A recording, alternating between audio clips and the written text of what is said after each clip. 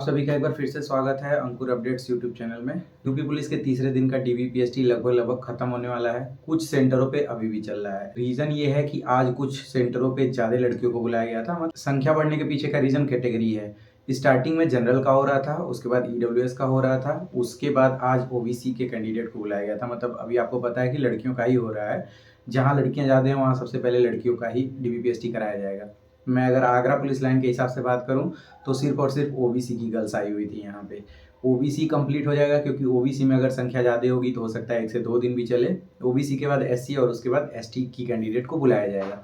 आप लोगों ने वो वीडियो देखा ही होगा कि कैंडिडेट ने किस हिसाब से बताया कि यहाँ पे किस प्रोसीजर के तहत जो डीवीपीएसटी है वो हो रहा है, किसमें लोग बाहर हो रहे हैं, किसमें नहीं बाहर हो रहे हैं। इस वीडियो को देखने से उन कैंडिडेट को ज़्यादा फायदा होगा जिनका आने वाले समय में डीवीपीएसटी होना है। कौन सी चीज़ें किस तरीके से चेक हो रही हैं ये तो आप लोगों ने अच्छे से देख लिया, लेकिन कुछ ऐसे पॉइंट हैं जो शायद आपको इस वीडियो के माध्यम से बताना जरूरी लगा, तो मैं सोचा कि चलो बता देते हैं क्योंकि बहुत लंबा डीवीपीएसटी चलना है। जिनके डॉक्यूमेंट में कोई प्रॉब्लम नहीं हो रही है, जिनकी लंबाई एकदम उतनी है जितनी चाहिए, तो वो लोग तो सेलेक्ट हो जा रहे हैं। लेकिन प्रॉब्लम उन लोगों के साथ हो रही है जिनके डॉक्यूमेंट में कोई प्रॉब्लम है या फिर लंबाई कम है। अगर लड़कियों की बात करें तो इस सेंटर पे जो भी लड़कियां बाहर हुई हैं उनमें मैक्सिमम की लंबाई कम थी तभी वो बाहर हुई हैं। अब प्रॉब्लम ये आ रही है कि जहाँ मैनुअल मशीनें हैं वो काफ़ी पुरानी हैं। अब मैनुअल मशीनों को कैसे आप रिपेयर करोगे, उसके रिपेयरिंग की भी एक लिमिट है। यहाँ प्रॉब्लम ये हो रही है, जैसे जिस लड़की ने आपको बताया कि क्या क्या चीज़ें कैसी हुई, उसका तो सब कुछ सही था, लेकिन उसके बाद भी कई लड़कियां ऐसी मिली जिन्होंने ये बताया कि सर मैंने जो एसएससी जीडी का एग्जाम था, मतलब उसका डीवीपीएसटी में लंबाई न पाया था और यहाँ पे न पाया, दोनों में लगभग 4 से 5 का अंतर था। मतलब यहाँ 5 कम दिखाया जा रहा है। तो रीज़न ये है कि जहाँ मैनुअल मशीनें हैं वहाँ लंबाई थोड़ा बहुत कम आ जा रहा है। अब उसको ये तो नहीं कह सकते कि आप सही से नहीं खड़ी हुई रही होंगी, क्योंकि जो लोग कई एग्जाम में डीवीपीएसटी करवा चुके हैं उनको तो अच्छे से पता ही है।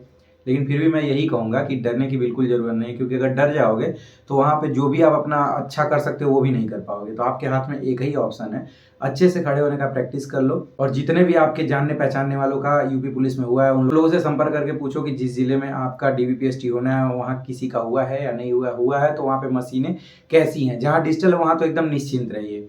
मैं जब पुलिस लाइन के साइड में खड़ा होकर वीडियो शूट कर रहा था तो बहुत सारी लड़कियां मिली, सब लोगों ने अपना अपना एक्सपीरियंस बताया। वहाँ पे लंबाई में बाहर होने वाली लड़कियां थी, उसके साथ साथ कुछ लड़कियां ऐसी थी जिनको जनरल में भी डाला गया। आप सोच रहे होगे ना कि क्यों जनरल में डाल दिया गया।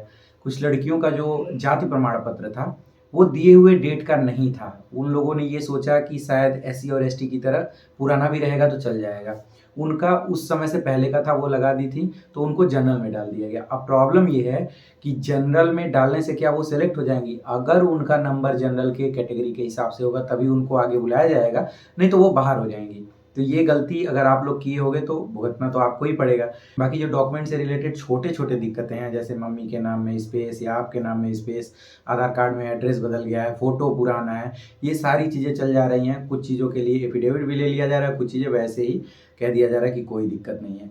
एक चीज़ और देखने को मिल रहा है कि जिन लोगों का थंब नहीं एक्सेप्ट हो रहा है, मतलब जिनका जो स्कैनर पे थंब नहीं काम कर पा रहा है बहुत कोशिशों के बाद भी, तो ये पहले होता था, मतलब इसके पहले वैकेंसी में होता रहा है कि ऐसे कैंडिडेट को एक साथ भर्ती बोर्ड यानी कि जो लखनऊ भर्ती बोर्ड है वहाँ भेज दिया जाता था, वहाँ उन लोगों का होता था। लेकिन इस बारी बहुत अच्छा सिस्टम है कि एक फॉर्म भरवा ले रहे हैं, वहाँ सारे डिटेल ले ले रहे हैं, वहाँ पे आपका डीवीपीएसटी करा दे रहे हैं। उसके बाद अगर बाई चांस वो जांच पड़ताल में पाया जाता है कि आप वो कैंडिडेट नहीं हो जिन्होंने एग्जाम दिया था, तो बाहर हो जाओगे वहाँ पे, मतलब फर्जीवाड़ा नहीं चलेगा। वो चीज़ें बहुत आसान कर दे रहे हैं, तो इसमें भी कोई दिक्कत वाली बात नहीं है। जिनका भी कल डीवीपीएसटी है सारे डॉक्यूमेंट अच्छे से रख के लेके जाइएगा, कि आपको ये बहुत अच्छे से पता है कि पुलिस लाइन थोड़ी बहुत दूरी पे होगी तो दोबारा आने में टाइम लग जाएगा और आप आराम से 9:30 बजे तक सेंटर पे पहुंच जाओगे, कोई समस्या नहीं होने वाली है। ऐसा नहीं कि एक साथ सबका करा दिया जा रहा है, 5-5 लोगों की टीम बना के करवाया जा रहा है, सबका धीरे धीरे चेक हो रहा है। आपको पूरा प्रोसीजर अच्छे से पता है कि आपका आधार कार्ड और एडमिट कार्ड पहले चेक कर रहे हैं, उसके बाद उसके आगे की प्रक्रिया के लिए बुलाया जा रहा है, एक फाइल मिल जा रही है उसमें सारे डॉक्यूमेंट लगे रह रहे हैं। अगर आपके पास बाई चांस गलती से भी एप्लीकेशन फॉर्म नहीं वहाँ पहुँच पा रहा है तो वहाँ ऑलरेडी लगा रह रहा है, लेकिन फिर भी आप लेके जाना, क्योंकि कल बहुत सारी ऐसी कैंडिडेट थी जिन्होंने कहा कि सर हमारा तो वो मांगे ही नहीं एप्लीकेशन फॉर्म और मैंने दिया नहीं, पता नहीं क्या होगा क्या नहीं होगा। और एक चीज़ ध्यान देने की ज़रूरत है, जब आपका डीवीपीएसटी हो जाए तो आप पूछ जरूर लेना कि सर हम पास हैं या नहीं पास हैं, क्योंकि वहाँ कोई लिस्ट नहीं लग रही है। पिछली बार लिस्ट लग जाती थी कि कौन क्वालिफाई हुआ कौन डिस्क्वालीफाई हो गया, लेकिन इस बार नहीं लग रहा है, तो ये आपकी जिम्मेदारी, आप पूछ लीजिएगा। फोटो को लेके बहुत कंफ्यूज हो रहे थे लोग कि सर कितना फोटो लगेगा। जनरली जो एडमिट कार्ड है उसी पे फोटो लग रहा है। कुछ सेंटरों पे 2 फोटो एक्स्ट्रा मांग ले रहे हैं, तो अगर 2 से 3 फोटो है तो कोई दिक्कत नहीं है। कुछ लोगों के पास फोटो पहले था तो वो उसको स्कैन करवा के दूसरा बनाया, वो ज्यादा ब्लर आ गया, तो ब्लर वाला मत लेके जाइएगा। किसी अच्छे फोटो स्टूडियो पे स्कैन कराइएगा, वहां से बढ़िया फोटो लेके जाइएगा। अगर साइज में थोड़ा बहुत ऊपर नीचे है तो काम चल जाएगा, ऐसा नहीं है जितना साइज का लिखा हुआ है उतने साइज का ही लेके जाना है, ठीक है। तो ये सारी दिक्कतें दूर हो जाएंगी। वहाँ पे वीडियो रिकॉर्ड कर रहा था तो कुछ लड़के भी वहाँ पे मिल गए थे, मतलब पुलिस लाइन की बात मैं कर रहा हूँ। तो वो पूछने लगे, मतलब पहचान गए कि हाँ ऐसे। तो मैंने पूछा कि किसी कैंडिडेट के साथ आए थे क्या, तो उनका नहीं सर मैं आगरा का ही रहने वाला हूँ और मुझे भी बता दो मेरी जो हाइट है वो काफ़ी कम है। तो मैं उनको कहा भैया मैं वीडियो एडिट कर रहा हूँ, लेकिन फिर भी मैं टाइम निकाल के, आप देख भी सकते हो वीडियो में, उनको वहीं रोड पे ही खड़े होने का तरीका बताया और कहा कि ऐसे ही प्रैक्टिस करते रहोगे तो कोई दिक्कत नहीं होने वाली है। तो बाकी डरो नहीं, डरने से कोई काम नहीं होता है। जो समस्या है उसका समाधान खोजते हैं, ठीक है। डॉक्यूमेंट जो भी आपके पास है लेके जाना। कुछ लोगों का डॉक्यूमेंट नया बनने के लिए दिया गया था बट अभी वो बन के पहुंचा नहीं, वो बता रहे हैं कि थोड़ी दूर है या फिर लोकेशन दिखा रहा है। तो अगर दिए हुए डेट पे आप नहीं पहुंच पा रहे हो तो आप एक एप्लीकेशन के साथ वहाँ चले जाना कि सर मेरा जो डेट है वो आगे बढ़ा दीजिए, और जो लोकेशन है मतलब जहाँ ट्रैक करके दिखा रहा है उसका एक प्रिंट आउट ले जाके उसके साथ अटैच करके दे दीजिएगा, तो उससे आपको टाइम मिल जाएगा, ठीक है। बाकी कोई दिक्कत हो तो आप इंस्टाग्राम आईडी को फॉलो करके वहाँ पे मैसेज करके पूछ लीजिएगा। फ़ोन ज़्यादा आते हैं, मैसेज भी ज़्यादा आते हैं, तो थोड़ा सा टाइम लग जा रहा है जवाब देने में, क्योंकि भाई 2 ही हाथ हैं मेरी टीम में सिर्फ और सिर्फ मैं अकेला सदस्य हूँ। मुझे ही हर कुछ करना रहता है, उसके साथ ही खाना पीना और ड्यूटी भी करना रहता है, तो थोड़ा सा आप लोग भी कोऑपरेट करो। बाकी कोई समस्या नहीं है।